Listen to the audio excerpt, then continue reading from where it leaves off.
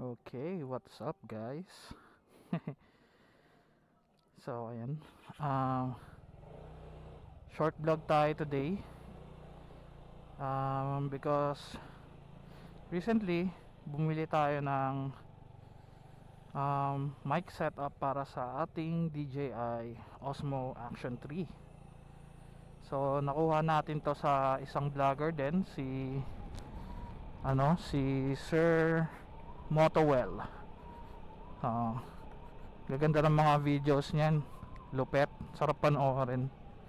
So shinare niya yung mic setup niya, and then sakto naman na nanonood tayo, and finalo natin yung mga link na ibinigay niya, and then nakita nga natin to. So ang gamit natin is yung Boya BYK4. So isisingit ko yung video or yung picture nung mismong item, and then mamaya i-splice din natin yung i-stitch din natin yung video kung paano ko siya nilagay sa helmet ko, no? So very short ride lang tayo, testing lang talaga natin yung microphone, wind noise and all, wind noise reduction, yan, tsaka yung setting ng mic gain. Kasi sa mga napapanood ko sa YouTube, sa mga review, si Osmo Action 3 is medyo notorious pagdating sa mic gain, no? Pumuputok yung boses. So dapat kalmado ka lang. So hininaan natin siya sa -5. Yan yung ginawa kong setting, and so far mukhang okay naman, kasi na-test na natin to yesterday. Hindi lang tayo nakapag-ride kasi Mother's Day nga. So iba ang ruta natin ngayon. Papunta tayo sa Zambales side. Puntahan natin yung recently gustong kong tinatambayan, ang Coffee Kubo. Na-i-vlog ko na din to before, yung Coffee Kubo, kaya lang iba yung itsura niya ngayon. So mas gumanda, mas masarap siyang tambayan talaga ngayon. Mamaya makikita niya. It's about time din na ma-vlog natin siya na maayos, no? Medyo umuulan-ulan kanina. Natuyo lang kaagad yung kalsada kasi uminit din naman kaagad. Pero ngayon medyo madilim yung ulap. So sana hindi umulan ng malakas. Medyo malikabok. Sara natin yung visor ko.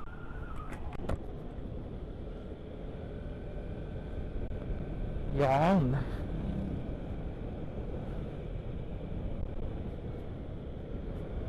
So kumusta naman yung mic, guys? Kumusta naman yung yung boses ko?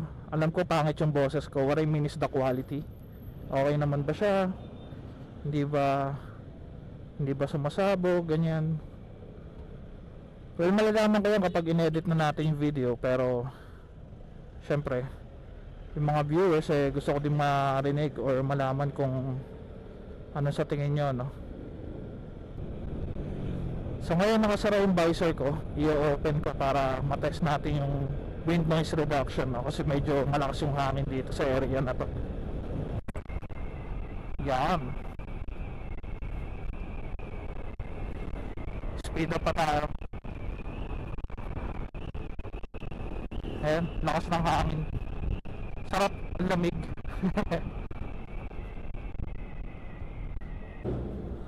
Oh my god, lumagpas tayo.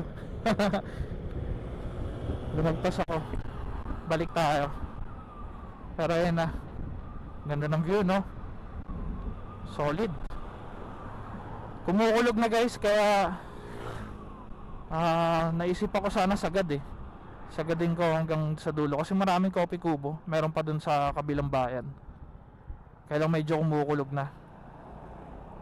So dito na lang tayo, stick dito, diba? Wait lang, picturean din natin si Figo.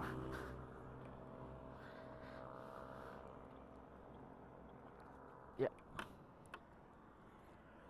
picture taking.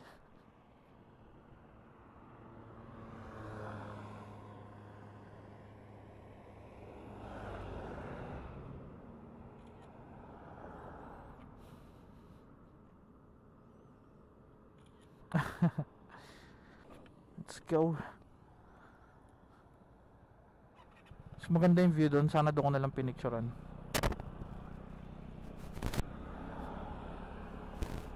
Tayo. Coffee Kubo. Ayusin din natin yung microphone ko kasi nararamdaman ko siya sa ilong ko. Masyadong malapit.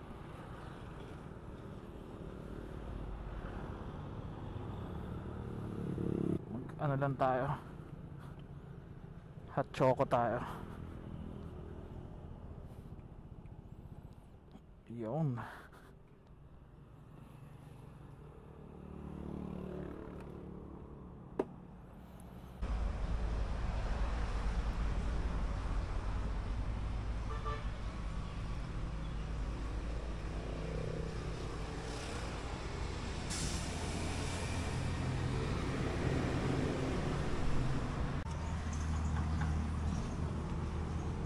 Kuya, may pang take out ba kayo ng mga ano na pwedeng mailagay sa motor? Halimbawa, bili ako ng hot choco.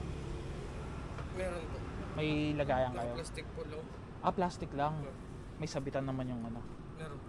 Ah, meron. Ito po, sir, dito. Ah, okay. Sige, sige. Ganyan po siya basta bali namin.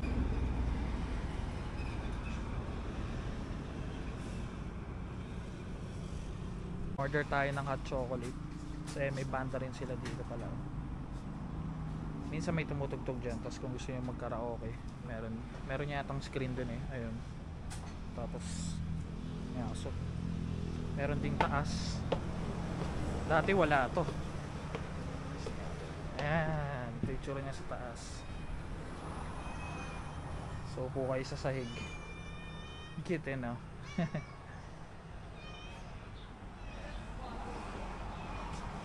Actually first time ko din umakyat dito sa taas kasi sa baba lang kami palagi.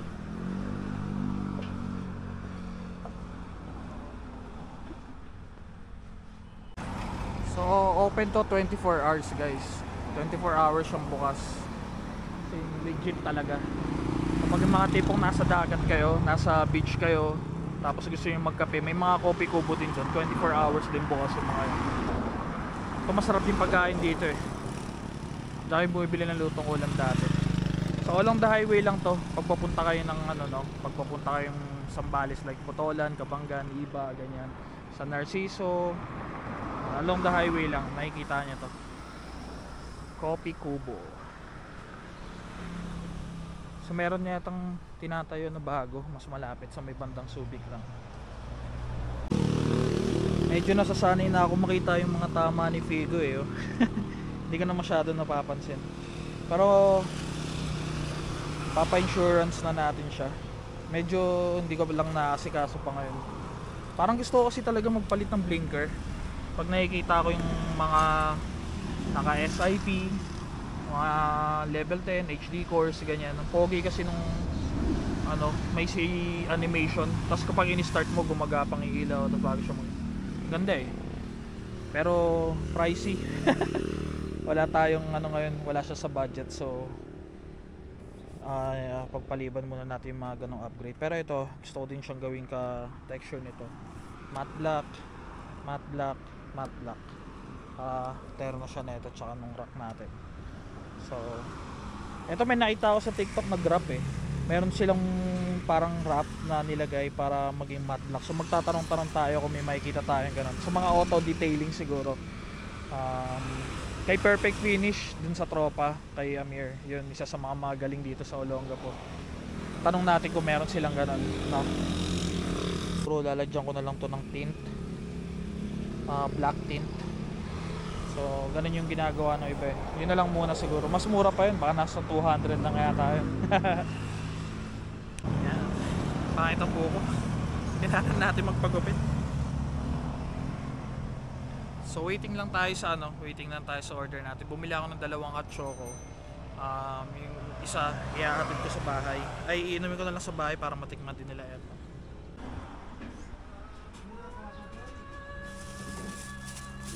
Ito na sa akin ko yan, ha? Yes po, sir. Okay, thank you. 2 hot choco. Solid ite. Sarap to guys, kasi hindi na ako masyado nagko-coffee. May ayun wala. Masarap yung kape dito. Kaya lang ano, medyo try do rin datingan eh. Kasi yung akala mo walang lasa or I mean lasa, akala mo walang tama. Tapos gugulat ka na lang, ala, hindi ka na makatulog. So, kaya hindi ako masyado nagko-coffee na dito. Tapos na-discover nga namin tong hot choco. Right, so alis na tayo bago tayo abutan ng ulan. Medyo dumidilim na talaga siya. Tsaka pakiramdam ko may mga konting patak na. Huwag na natin sagad-sagarin. Tsaka okay din to, tinake out ko para matikman ni mama. Hindi naman siguro siya malalaglag. Ayan. Sabi sa inyo short ride lang eh. So ayan, last look. Maganda dyan kapag gabi guys, kasi yung tayo yung mga bumbilya niya sa taas, yung mga yellow lights, yung mga uso ngayon. Ganun yung tsura niya kapag gabi. Ganda. Papagas muna tayo bago umuwi. 62.70.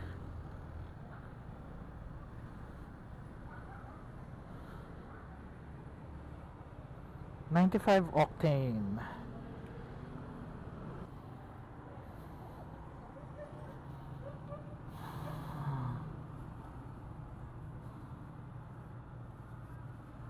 Ako, maglilinis tayo.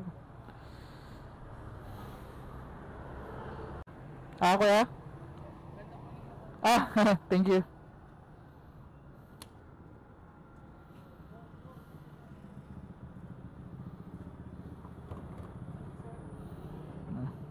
Salamat.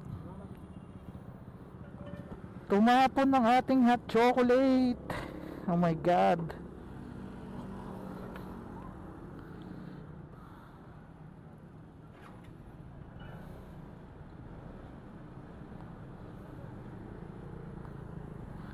Oh my god, tumapon ng hot choco. Okay, so malapit na tayo sa bahay guys. End na natin yung vlog ko rito. And sana nakapag-share tayo ng knowledge at sa mga gusto din mag-setup ng or mag-start ng motovlogging nila. Yan yung mga isa sa mga pinaka-importante is audio. Hindi ko malaman ba't pinatagal ko ng ganito bago ko inayos yung audio setup ko. Yung mic setup. Pero medyo mahirap kasi talaga maghanap ng babagay na or ng gagana na microphone para kay DJI. Kaya ganun. So again, shoutout kay Sir Motowell sa pag-share ng mic setup mo. And now I'm doing the same thing. Sharing is caring. Nako. Traffic, mga nagpapagasolina.